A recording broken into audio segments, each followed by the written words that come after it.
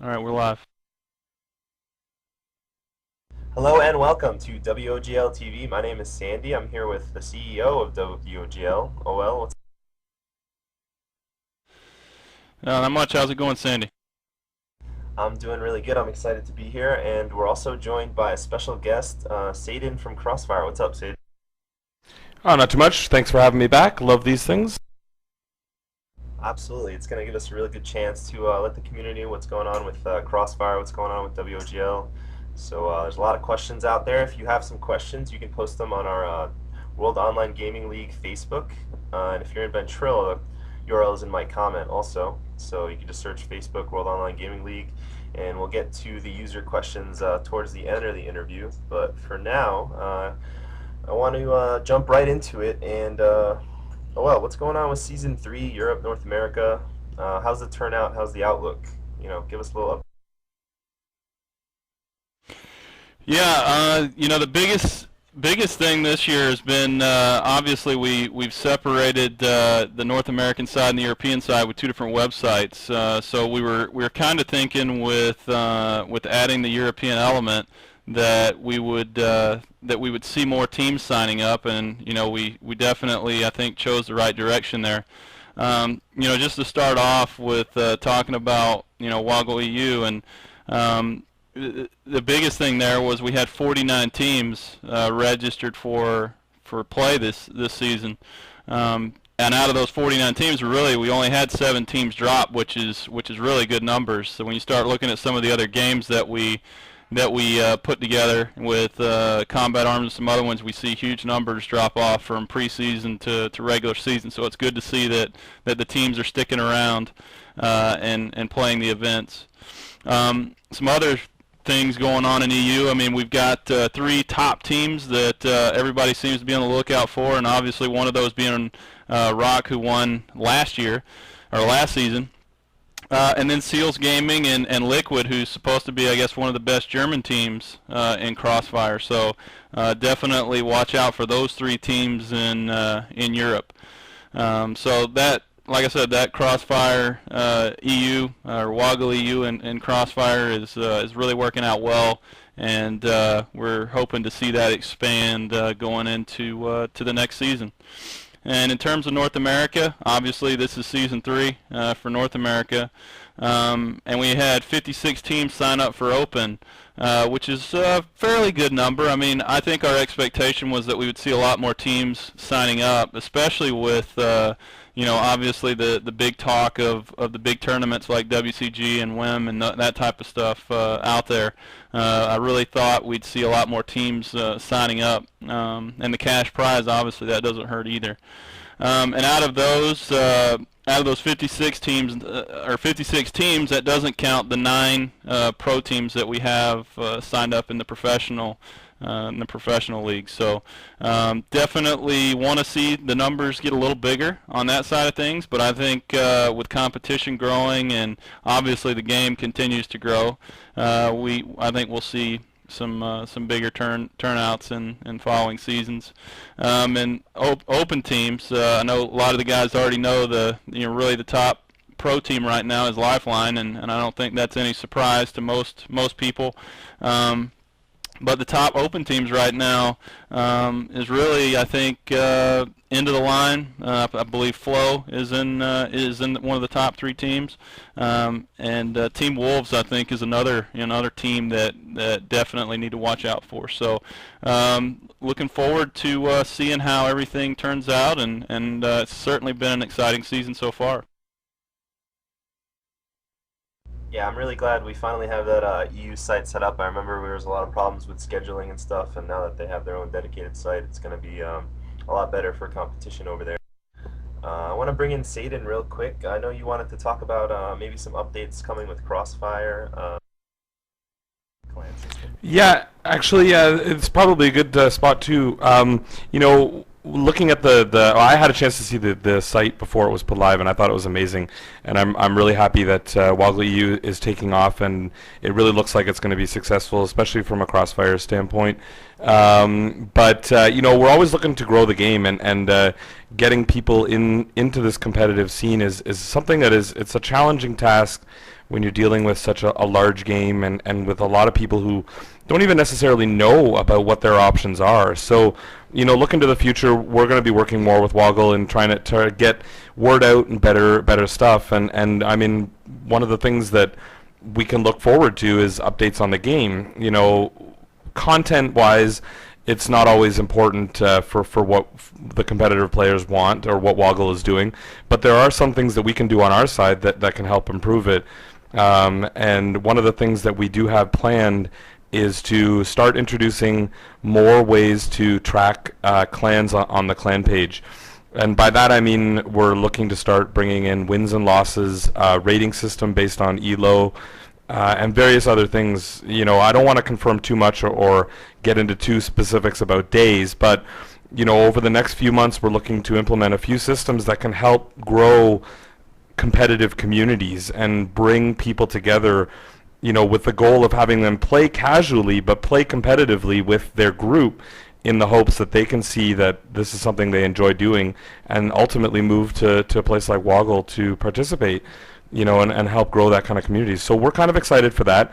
We're still a ways off. A lot of stuff's in the planning stages and in the development stages, but bringing the wins and losses back on the clan server, allowing people to play in groups, and then ultimately bringing those groups into competitive circles is something that we're looking to do. So, growth is nonstop, and it's really good to see that Season 3 is taking off, and we're really excited for it.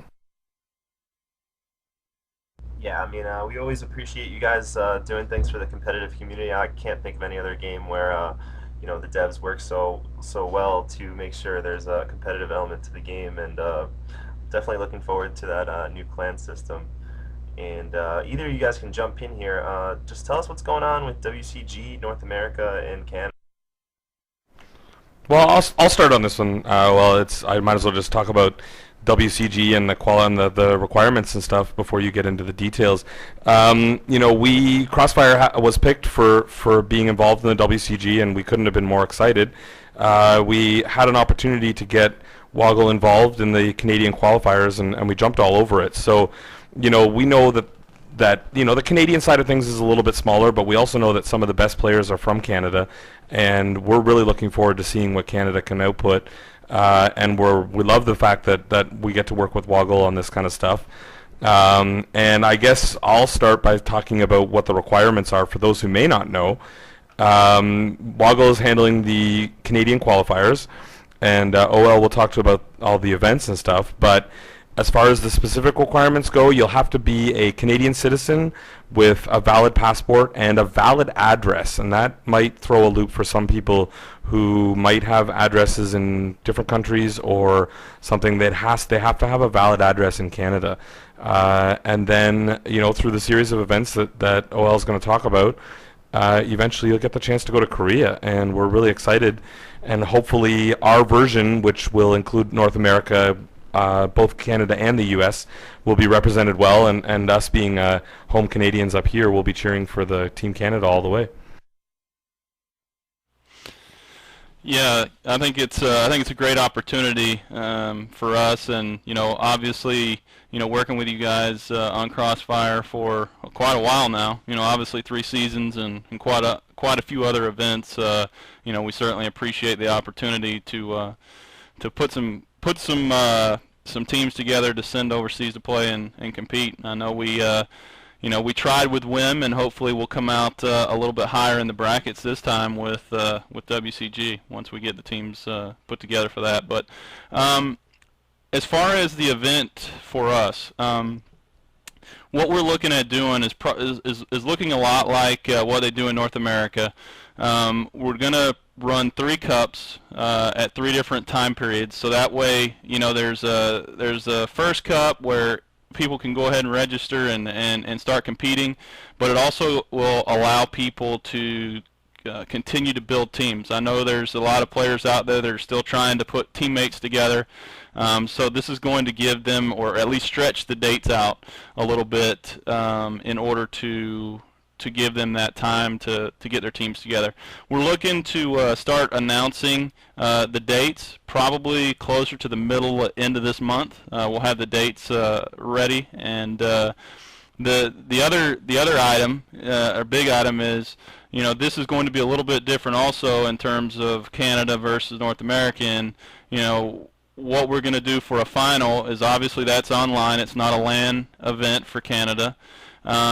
And WOGL will be hosting that final. Basically, you're going to play in a cup for a qualifying spot in the finals, and we will put a finals bracket together for you to compete in the finals, and that winner will win that trip to Korea to compete on behalf of Canada. So we're definitely looking forward to running this event and to seeing how many teams we can get from Canada signed up, and certainly looking forward to seeing our team get there and take the whole thing. So looking forward to it. Well, speaking of WCG, I believe we have someone who's qualified. We're going to bring in the Dupe from Procore LPK and ask him a few questions. Hey, what's going on, the Dupe? How's it going? Oh, thanks for joining us. And I just wanted to ask you some questions about how the last WOGL event went and your experience, if you have any feedback. Alright, sounds good. So go ahead, go for it. You're on the... By last WOGL event, do you mean the Season 1? Or... I think he was meaning the WCG event, your qualifying event. Okay. It was a big challenge. It's always a weird dynamic when it involves countries, and you got teammates that you've played with for 2-3 years, and all of a sudden you can't play with them anymore because they're from a different country than you. So it definitely brings up a different dynamic. I don't know if I like it more than regular just teams playing for qualifying, but I don't know. The event was good. ESSA, they have a really good background. A lot of the community had questions and wanted rules to get changed and just needed more info, and the admins they're always quick to respond. So the tournament went very well. There's a lot of pretty much the well-known teams, like Face Down, Vanity, Instinct. Lifeline had their American team, and then there's a whole bunch of newer teams that are playing WOGL and stuff that still put up big rounds against the kind of, I want to say, veteran players. So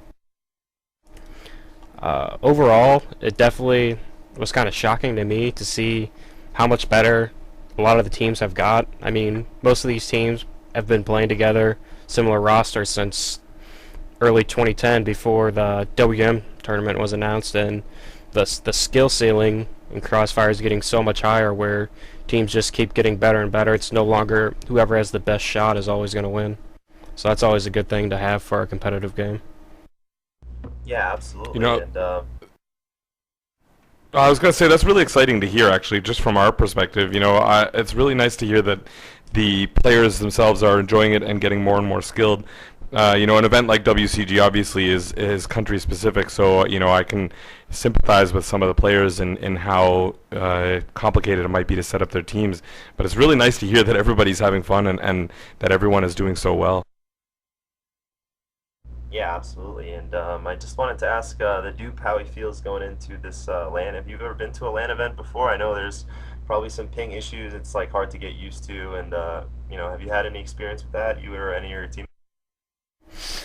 Yeah, just about everyone on the new Procore LPK roster has been to a LAN some point, whether it's CrossFire with WM in China, our Source LANs, our 1.6 LANs. So we definitely got a lot of LAN experience. It's not really that the game's different; it's just a different environment. It's kind of like if you ever played a sport and you got to playoffs or districts. The pressure is just so much greater. You'll find yourself making mistakes that you don't normally make if you're just playing at home in your room at your desk with ESPN on and drinking juice.